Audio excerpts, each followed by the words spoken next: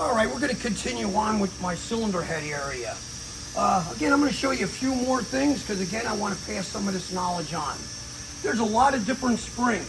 So, like I said, when we got into one particular head, there's a whole lot of different heads we use. We could be running, again, a solid roller cam, and then we get a cylinder head that we want to use. Even though it's a solid roller, it doesn't have to have that big pocket in the beginning on the head.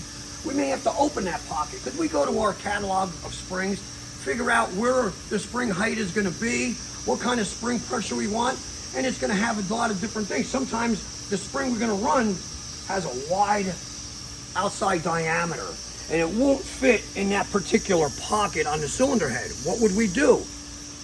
We would have to take what we're looking for is different style cutters, and it'll cut open that pocket so we could get our ring locator down in there. That's step one.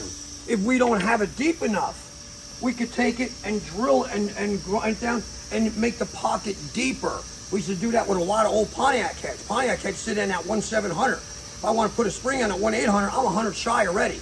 There's still other ways to do it too. You could buy keepers with our plus 50, plus 100, besides different stem heights. There's a lot of different things when you're doing cylinder heads and building these type of motors. So again, if we get into that and we start to, need a bigger spring pocket, it's another thing. These two particular springs all look the same, but are they? No. Probably different spring pressures, but look at the inside here. Now, you got a spring pocket, a spring locator. We go to put it on this one, the guy isn't that sharp. He puts it on there, boy, he just added lift because it doesn't even fit in there, that locator. But on this one, it does. So when ordering springs, you have to make sure outside, inside diameters for spring 1, spring 2. Very important. And then we'll do our shimming. But again, we'll go like this. We're running solid roller cams. We're going to take a retainer with keepers, and we're going to put a valve lash cap on there. What is that for? Well, I'll tell you what, some engines I've ran over the time been 28 gap. That means I put a feeler gauge in when I'm adjusting that particular cylinder, and I got 28. I got to lock it in. But if I'm going to do it without that, it's going to beat the shit out of the top of the valve stem, and we got problems again. There's a lot of different things when it comes to it. There's 7-degree keepers, and there's 12-degree keepers. Particulars are usually 10, but 7 will give you a little extra strength. What have you. Let's see. So, we go over to that. If we need a seal area, say we got a seal that's at 560, that means the guide is measuring 560 thousandths. And I only need, because of the small area, that 560 is too big for this inner spring. What do I got to do? I got to cut the top of that guide to fit a particular seal. Maybe we'll get away with a 530. But if we can't get away with a seal that measures 5, we might get away with one that measures 500 thousandths. So we have another tool. We put them in here and cut the top of the guide to make that fit. Then we get the right spring locator, and we still shim them. And how do we go about that? Let's get into that. Well, I got one set up here ready. We're going to show you. I have a valve here. Even this, I cut the top of that so it just fits for my LS engines. So that's my LS retainer that would go on. I'm going to drop that in here like that. I'm going to put my fingers in here, and I'm going to put these two keepers in place. And this is how it starts. We hold that up. We take our micrometer, our spring micrometer, and we are going to open this up. And we're going to take a reading. Now we're going to line it up to the line like that so I can read it. And what are we measuring? Right now we are measuring 1 inch, 950 thousandths. 1 inch, 950 thousandths. How do I correct that when I want it at, what did I tell you, about 1/800? Even if I come in at 1/780, whatever. What am I going to do? I put my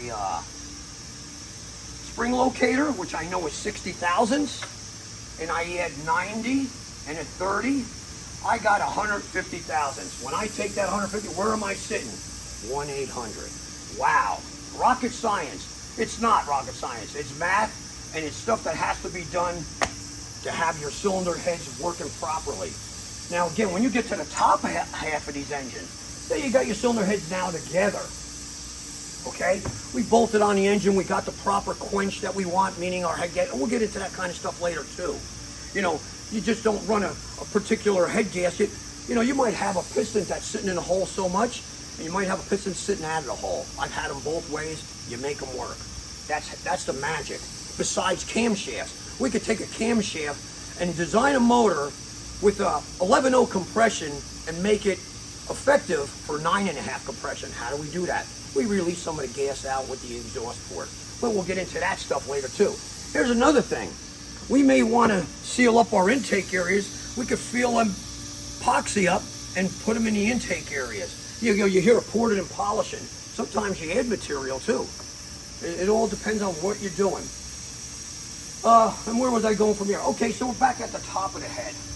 Now we get to the top of the head. You're running these particular valve heights. You got to make sure that when you're putting your lifter, say you're running like a tie bar lifter. What's a tie bar lifter? Tie bar lifter, we'll get into that too, but it'll be a lifter that's connected with a bar across the top. A lot of Chevy motors. You build a Chevy motor with a big ass cam and wide combustion intake areas, you got to put them in, the rockers are going to misalign, and you got either a crooked one because the push rod is going to want to touch the side. Well, if you're building them a race engine, you don't want that. You want to keep them things straight as possible.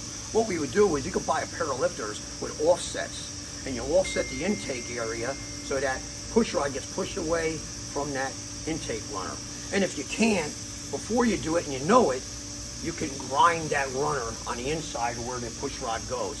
We have that happen when you're building certain engines, when you're running a 1.6, a 1.7 rocker, 1.8. As you go up, it pushes that push rod straight into the intake area. You have to grind that area to clear it. There's a lot of different things. We'll get into that as we go. But again, we're gonna show you what we did this morning, and we're gonna continue on with a few other things. We'll show you how this head goes together in the next video. But again, if you have any questions, please like us, comment on us, and become a follower. And again, you're going to learn a lot in the next year or two. I'm going to start making a lot of videos showing you exactly what Proformance Unlimited does behind the scenes for the next generation.